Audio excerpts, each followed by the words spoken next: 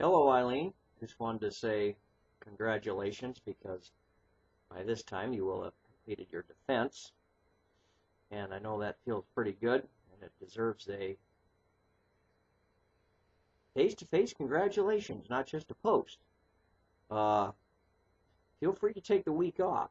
It is the first couple of days in Oregon where the sun has shone for more than 90 minutes at a time since November, and we're enjoying that.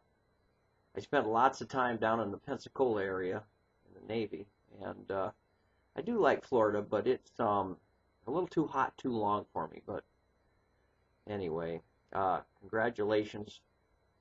The flowers will smell a little sweeter. The birds will sing a little more sweetly, and hopefully you won't, like I do, owe a little money, but that's no big deal. But congratulations, it's a great accomplishment, and good luck to you. Thank you.